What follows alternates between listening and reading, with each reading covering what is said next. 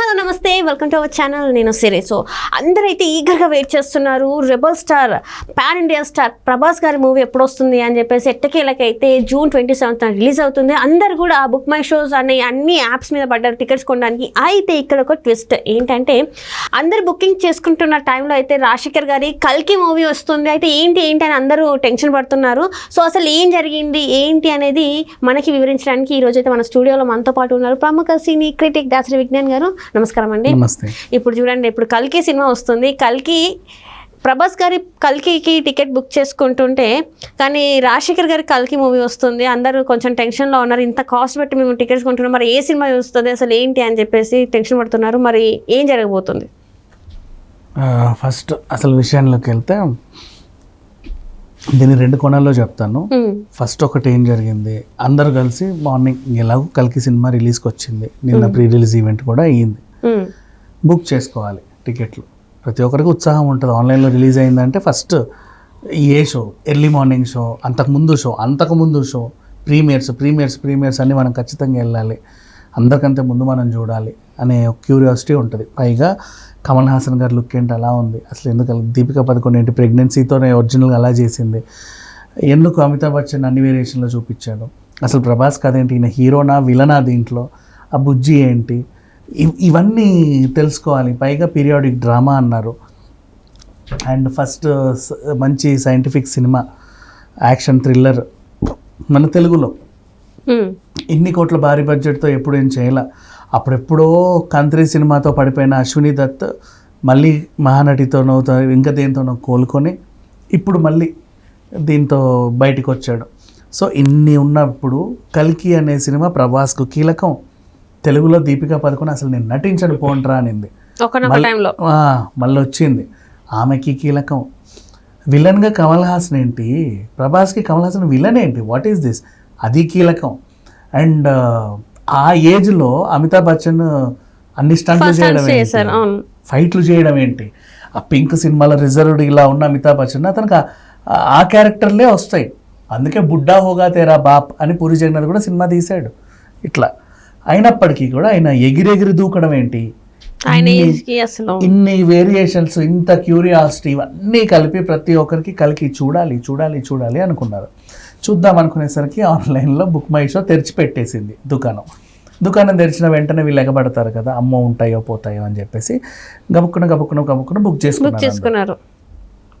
ఏమని ఉండే, నిన్న కల్కి అని మాత్రమే ఉండే, KALKI అని రాసి ఉండే జస్ట్. సో తర్వాత బుక్ చేసుకున్నారు. నెక్స్ట్ మార్నింగ్ సరదాగా చూసుకుంటే యువర్ టికెట్స్ ఆర్ బుక్డ్ దగ్గర పోస్టర్ మారింది. అది మన లాగరిథం అలా సెట్ చేసి ఉంటుంది, నువ్వు ఏ ఫోటో పెడితే అదే త్రూ అవుట్ క్యారీ అవుతుంది. అది రాజశేఖర్ కల్కి అని ఉంది. ఇదేంటి, నేను బుక్ చేసింది ప్రభాస్ సినిమా కదా, ఇదెందుకు వచ్చింది, కొంపైసి కల్కిని ఏమైనా రిలీజ్ చేస్తున్నారా వీళ్ళు, టైం భలే ఉంది కదా, ఎలాగో ప్రభాస్ కల్కి రిలీజ్ అవుతుంది, ఈ టైంకి మన కల్కి కూడా రిలీజ్ చేస్తే ఎవడో ఒక పిచ్చి తలకి మాసినవాడు కొంటాడు కదా, ఇదే కల్కి అనుకో. లోపలికి వచ్చిన తర్వాత సంగతి లేదు, వాడు గొడవ చేస్తాడు, రచన చేస్తాడు. మేము ఆల్రెడీ చెప్పాము, అమ్మాయి వాడేకి వచ్చి చూసాడు అని చెప్పుకోవచ్చు. ఇట్లా కూడా కొంచెం బిజినెస్ చేసుకోవచ్చు. ఆ టైంలో కొంచెం అనుకున్నంత, అంటే సినిమా హిట్ అయినా అనుకున్నంత కలెక్షన్స్ రాలా. ప్రశాంత్ వర్మే ఆ సినిమా కూడా బాగానే ఆడింది, Hanuman director, cinema hit talk, Sri Kalyan producer, మరి ప్రశాంత్ వర్మే స్క్రీన్ ప్లే, స్టోరీ, డైరెక్షన్ అన్ని అద్భుతంగా వచ్చింది. ఆ సినిమా కూడా చాలా బాగా చేసుకున్నారు. అది కూడా మంచి టాక్ తో రన్ అయింది, కానీ అనుకున్నంత వసూలు రాలేదని విన్నాం కొంచెం అటు ఇటుగా. సరే, ఆ విషయం పక్కన పెట్టేస్తే ఇంకా ఓవరాల్గా మేము బుక్ చేసుకుంది ఇదా అనే ఒక టెన్షన్లో ఉన్నప్పుడు అప్పుడు న్యూస్లు రావడం స్టార్ట్ అయ్యాయి. రాజశేఖర్ ఒక ట్వీట్ పెట్టాడు. అందరు అడిగారు, ఏంటి రాజశేఖర్ ఇలా చేస్తున్నావు నువ్వు, కల్కి సినిమా రిలీజ్ కానీ నీ కల్కి రిలీజ్ పెట్టావు, భలే తెలివైన వాడు పోయి నువ్వు, ఏందో అనుకున్నాం కానీ మీ ఆవిడ జీవిత రాజశేఖర్ రెడ్డి తెలివి కదా ఇది అని చెప్తే ఏపేపేసి ఇచ్చి నాకేం తెలియదు ఏంటా అని చూస్తే ఆయనకు కనిపించింది కల్కి. ఏం జరుగుతుందో నాకే తెలియదు, నాకు నా ప్రొడ్యూసర్ చెప్పాలా, నా డైరెక్టర్ చెప్పాలా, నేను నిద్రలేసరికి నా మెసేజ్ వాట్సాప్లో ఉన్న నాకు పంపే మెసేజ్ చూసుకుంటే ఇది అయింది. బాబు నాకేం తెలియదు, వాళ్ళని కనుక్కోండి. సి కళ్యాణ్ అబ్బాయి చిచ్చి అట్లాంటి ఆలోచన మాకు ఆయన ఎవరైనా చేస్తారా అండి? ప్రభాస్ సినిమా రిలీజ్ అయ్యేటప్పుడు ఇలాంటి పిచ్చి చీప్ పనులు ఇవ్వడం చెప్పి, పైగా నేనున్న పొజిషన్ ఏంటి, సి కళ్యాణ్ అంటే దిల్ రాజుతో అపోనెంట్ తను. అయితే ఈయన లేదా ఆయన ప్రొడ్యూసర్ కౌన్సిల్ ప్రెసిడెంట్. అంతే, అవును. ఆ స్టేటస్ లో ఉన్న నేను ఇలాంటి పనికిమాలిన పనులు చేస్తానా, ఇంకో ప్రొడ్యూసర్ కడుపు కొడతానా, చిచ్చి అట్లాంటివి నేను చేయను. ప్రశాంత్ వర్మ ఏంటండి మళ్ళీ జై హనుమాన్ లాంటి సినిమా తీసా, అందరికి దగ్గరయ్యా, ఇట్లాంటి కుళ్ళుబొత్తు పనులు నేను చేస్తానా చెప్పు. నో, అది నిజంగా కుళ్ళుబొత్తు పనులే కదా, ఎవడని పనికిమాలిన పని ఎవడు చేయడు. ఇక్కడ ఏమైంది, బుక్ మై షోలో కల్కి కల్కి కల్కి అనేసరికి అది తెలుగు బుక్ అవుతుందా, హిందీ బుక్ అవుతుందా, ఇంగ్లీష్ బుక్ అవుతుందా, తమిళ బుక్ అవుతుందా, కన్నడ బుక్ అవుతుందా, కన్ఫ్యూజన్ ఉందంట. ఆ టీం చర్చించుకున్నారు, Book My Show team. Big Tree Entertainment అని ఇక్కడే ఉంటారు ఈ తలుకు మాసిన వాళ్ళంతా, ఇక్కడే నాగార్జున సర్కిల్లో. వీళ్ళందరూ కలిసి డిస్కస్ చేసి ఏమనుకున్నారంటే, వాళ్ళ ఎండి టీమ్ లీడర్ చెప్తాడు కదా ఫోన్లో, 24/7 వర్క్ చేయమ్మా, వర్క్ ఫ్రమ్ హోమ్ ఉంటాయి, ఆన్లైన్ అవి జస్ట్ సెట్ చేయడమే కదా, వాళ్ళ సర్వర్ లో సెట్ అయి ఉంటాయి ఆల్రెడీ. ఆ టీమ్ లీడర్ అందరికీ చెప్పాడు, తెలుగుకి తెలుగులో, హిందీకి హిందీలో, ఇంగ్లీష్కి ఇంగ్లీష్లో పెట్టి చావంటరా దద్దమ్మల్లారా అని. ఆ నైట్ షిఫ్ట్ లో పనిచేసిన దద్దమ్మ సుంటకి ఏమనిపించిందంటే తెలుగు కలికి అని కొట్టాడు, ఇది వచ్చింది. వాడేం చేశాడు, దాన్ని అతికించేసి 12-1 గంటకు వాడి టైం అయిపోయింది. నిద్ర వచ్చేసింది, నిద్రలో ఆయనకి చూసుకోకుండా పెట్టేసాడు, అది కూడా అయి ఉండొచ్చు. అది టైం అయిపోయింది. ఆ సాఫ్ట్వేర్ ఇంజనీర్ గా టైం అయిన తర్వాత వాడు నిదానంగా పెట్టేసి అమ్మయ్య వర్క్ డన్ కంప్లీటెడ్ అని చెప్పేసి చక్కగా కాళ్ళెత్తి పడుకున్నాడు హ్యాపీగా. పొద్దున్న లేసేసరికి జరగాల్సిన డ్యామేజ్ అంతా జరిగిపోయింది. దాన్ని ఇక వీళ్ళు మా తరఫు నుంచి కింద మీరు భయపడకండి, మీరు దీనికి బుక్ చేసిన ప్రభాస్ కల్కి టికెట్లే బుక్ అవుతాయి, మీకు సినిమా మాత్రం అదే వస్తుంది. మేము దీన్ని సవరిస్తున్నాము. సవరించడం అంటే మళ్ళీ ఇంకో తలకు మాసినోడు వచ్చి కానీ దాన్ని మార్చాలి, వాడి డ్యూటీ కదా అది.